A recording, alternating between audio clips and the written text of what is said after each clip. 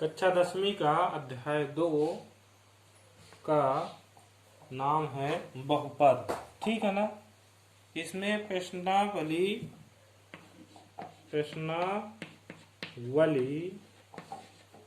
2.2 महत्वपूर्ण है।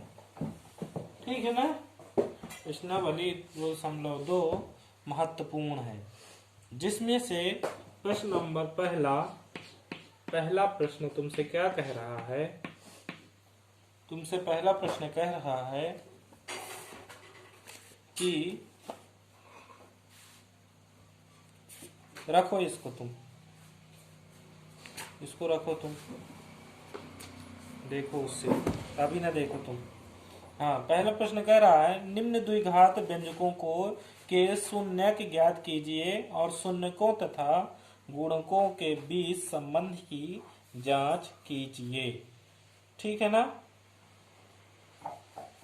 तो प्रश्न है तुमसे बहुपद दिया है एक्स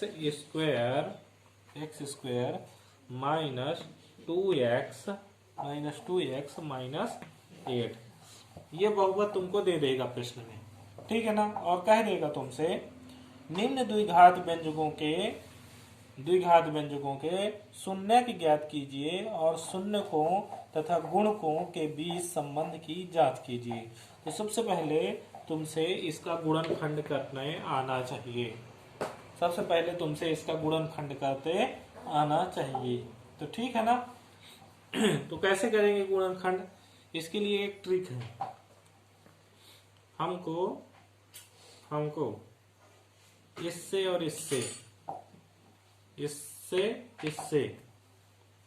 मन में गुणा कर लेना है। मन में गुणा कर लेंगे तो कितना हो जाएगा? इससे तो 8x स्क्वायर हो जाएगा। हो जाता है 8x स्क्वायर है। अब 8x स्क्वायर आता है तो ये जो बीच का पद है, बीच के -2x को दो भागों में विभक्त करिए कि गुणा करने पर 8x स्क्वायर आए और जोड़ने घटाने पर ये अपनी ही 2x के रूप में आ जाए। इस -2x को दो भागों में विभक्त करिए कि गुणा करने पर -8x स्क्वायर आए और जोड़ने घटाने पर ये स्वयं अपना -2x आ जाए। तो कैसी कौन सी संख्या है बताओ? ऐसी ये संख्या हो सकती है -4x प्लस 2x हो सकता है। -4x में प्लस 2x जाएगा तो कितना आ जाएगा? -2x आएगा। और इन दोनों का गुणा कर देंगे, यहाँ प्लस को हटा के गुणा कर देंगे तो इन दोनों का जब हम गुणा कर देंगे ऐसे तो प्लस और माइनस ही आएगा। ठीक है ना। और 4 दूनी 8 हो जाएगा। x का 2 बार गुणा हो तो x स्क्वायर हो गया। तो हमको कौन सी संख्या मिल गई? इस -2x को हम ऐसे विभक्त कर सकते हैं क्योंकि इसका मान -2x आ रहा। इस -2x को हम दो भागों में विभक्त कर सकते हैं क्योंकि इसका मान -2x आ रहा है। जोड़े अब गुणा करने पर कितना जा रहा है? -8x स्क्वायर आ रहा है। कर सकते हैं। ठीक है। ये मैंने तुम्हारे समझाने के लिए लिखा था, तुम्हारे समझ में आ जाना चाहिए। ठीक है ना। तो हम इसको कैसे लिख सकते हैं गुणनखंड को? x square minus 4x plus 2x minus 8 लिख सकते हैं कि नहीं लिख सकते? हाँ। अब हमको इन दोनों से मतलब है, इन दोनों और इन दोनों से। इन दोनों में क्या कॉमन है? इन दोनों में केवल x कॉमन है। x दोनों में है। कॉमन का मतलब जो दोनों में हो और उसको लेना है। तो x हम दोनों से ले लिए हैं, तो इसमें एक हो जाएगा, एक x बचेगा, इससे एक ही था तो एक आ गया बाहर, है ना, तो केवल -4 बचेगा, हो जाएगा। अब प्लस इन दोनों में क्या कॉमन है, इन दोनों में केवल 2 कॉमन है, 2 इसमें भी है 2 इसमें भी है कि नहीं, 2 इसमें भी है 2 इसमें भी है, तो 2 कॉमन ले लिया, तो अंदर बचेगा x माइनस ये 2 तो इसमें भी था ना, 2 चौको 8, तो 4 बचेगा, 2 चौको 8 तो 4 बचेगा। आ गया समझ में कि नहीं आया?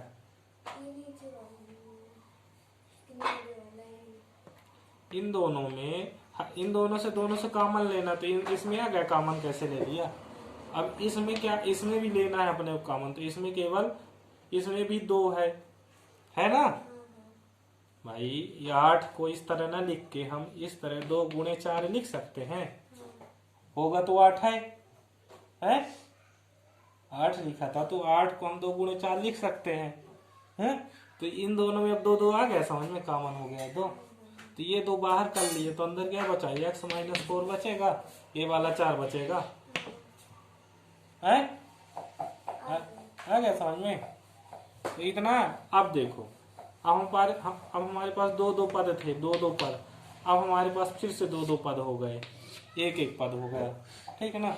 अब इनमें क्या कॉमन है, इनमें x -4 दोनों में है, तो x -4 बाहर ले लिया, तो अंदर क्या बचेगा, x + 2 है समझ में। ये कहलाता है गुणनखंड। तो हमारा गुणनखंड क्या प्राप्त हुआ, x -4 x + 2, हमारा गुणनखंड प्राप्त हुआ x -4 x + 2। ये तुम 9वीं में पढ़ चुकी हो, ठीक है ना। अब देखो, अब शून्यक ज्ञात करने को कह रहा है, क्या कह रहा है, शून्यक। तो शून्यक कैसे ज्ञात करेंगे, x -4 = 0 लिख देंगे इधर, ये है शून्य, ठीक है ना। तो जब -4 उधर जाएगा तो प्लस में हो जाएगा, तो x = 4 हो जाएगा। फिर शून्य के ज्ञात करेंगे, तो एक और बचा है ना, x + 2, है ना, x + 2 का शून्य ज्ञात करेंगे, तो x 2 उधर जाएगा तो क्या हो जाएगा, x = -2, ठीक है ना। तो x के कितने मान प्राप्त हो गए तुम्हारे पास, x के 2 मान प्राप्त हो गए, एक x का मान हो गया 4 और एक हो गया -2, इतना समझ में, x के 2 मान प्राप्त हो गए हैं, x के यानी 2 शून्यक है, 2 शून्यक कौन कौन से हैं, 4 और -2, ठीक है ना। अब कह रहा है योग ज्ञात करना और गुणनफल ज्ञात करो, इन शून्यक का योग ज्ञात करो और गुणन तो जोड़ देंगे। तो योग क्या होता है, योग शून्यक का योग होता है a + b होता है, और गुणनफल होता है a × b, ऐसा होगा ना, ठीक है ना। तो a + b, तो 4 + -2, क्योंकि a = 4 है, b = -2 है, बात समझ में, इस तरह लिख सकते हैं। तो अब प्लस और माइनस का गुणा होगा तो माइनस ही आएगा, तो = 2 आ जाएगा कि नहीं आएगा, आ जाएगा ना, तो = आ गया 2। अब शून्यक का एक और योग होता है -x का गुणांक बटे x² का गुणांक, इसको रट लेना, ठीक है ना। -x का गुणांक और x² का गुणांक, और गुणनफल होता है अचर पद अपान x² का गुणांक। इतना आ गया तुम्हारे समझ में। अब गुणनफल में क्या करेंगे, अब इनका गुणा कर देंगे, 4 × -2 बराबर आ जाएगा -8, यही है आंसर। ये बहुपद का एक प्रश्न आता है पेपर में, बहुपद का एक प्रश्न आता है पेपर में, इसलिए बनना चाहिए। ये प्रश्नावली 2.2 का पहला क्वेश्चन था।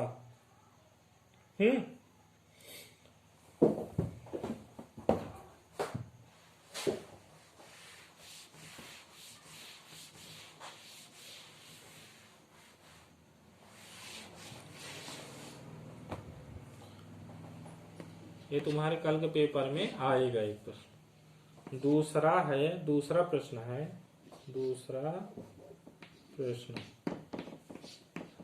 प्रश्न तुमसे क्या पूछ रहा है कि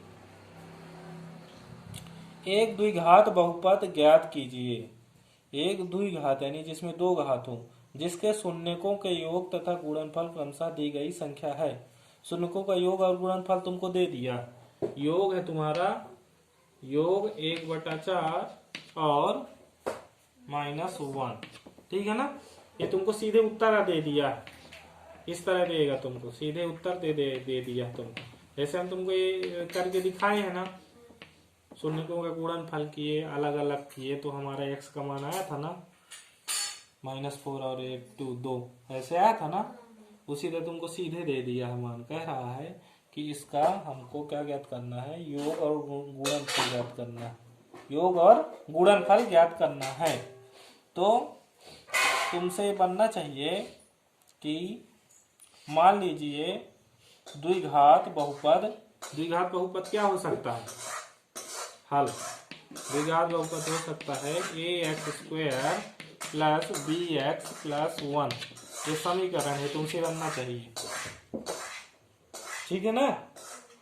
माना इस जो शून्यक है, बहुपद है, इसके शून्यक क्या हो सकते हैं, अल्फा और बीटा। अल्फा और बीटा ऐसे लिखते हैं, ठीक है ना, अल्फा एवं बीटा। अब तुमको अगर सेपरेट इस तरह दे देता है तो तुमसे दो तो बनना चाहिए सूत्र। इनका सूत्र होता है योग और गुणनखंड का, शून्यक का योग और गुणनखंड। तो शून्यक के योग का सूत्र होता है alpha plus beta is equal to होता है माइनस, इसकल टू होता है इसका क्या होता है, माइनस बी अपान ए, ठीक है ना, बी अपान ए होता है। और अल्फा इंटू बीटा यानी गुणनखंड का योग होता है सी अपान ए। क्या होता है, यहाँ ये तुमसे बनना चाहिए सूत्र, ठीक है ना। अब ए क्या है हमारे पास, तो ये तो मिल गया, प्रश्न में ही दे दिया, ए बराबर 1.2, बी बराबर -1, ठीक है ना। तब हमसे सूत्र बनेगा तब ना मान रखेंगे, नहीं बनेगा तो कहाँ से रखेंगे। तो सबसे पहले अब हमको गुणनफल का सूत्र मालूम हो गया, -b अपान ए हो गया प्लस में योगफल में, और गुणनफल में हो गया c अपान ए। अपान ए दोनों में है, एक योगफल में b है, -b है, और गुणनफल में c है, ठीक है। बन जाएगा ना। तो कैसे करेंगे, अल्फा प्लस बीटा, अल्फा ए जैसे बनता है, बीटा बी जैसे बनता है, ठीक है ना, -b अपान ए।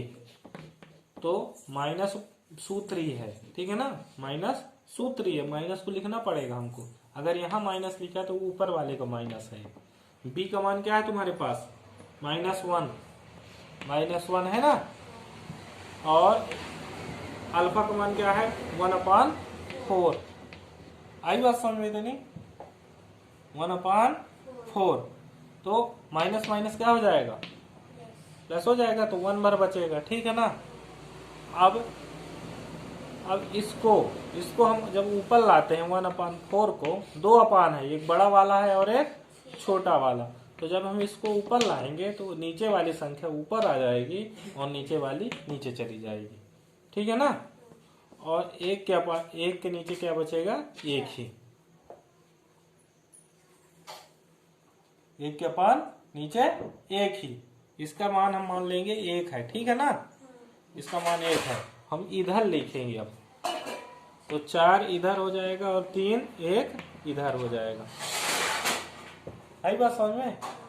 तो 1 से 1 गुणा और 4 से 4 गुणा, क्या हो जाएगा, 4 1 कम 4 बटे 1 नहीं लिखते हैं, सीधे 4 ही लिख देंगे।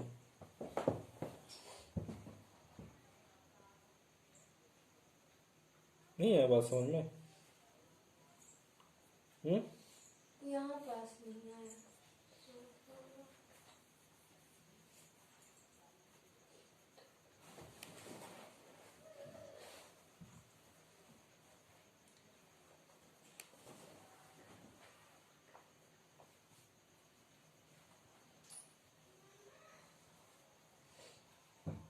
देखो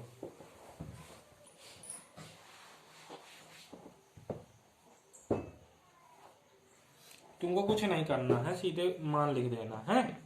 माइनस बी अपान ए है तुम्हारे पास सूत्र है, तो बी का मान है माइनस और -1 इस तरह हो जाएगा। ठीक है ना, ये वाला माइनस यहाँ, ठीक है ना। ए का मान क्या है, क्या दिया है ए का मान 1/4। 1/4 दिया है। ठीक है, आई बात समझ में इतनी। अब ये तो प्लस हो जाएगा, तो 1/1/4 हो जाएगा। ठीक है ना, नहीं आई बात समझ में। अब जब हम इसका ऊपर लाएंगे, 4 को ऊपर लाएंगे तो कैसे हो जाएगा 4 का मान, इस तरह लिख दो सीधे 1/, ये वाला 1 इधर ही रहेगा और गुणे 4। ठीक है ना, तो बराबर आ जाएगा 4। नहीं हो समझ में।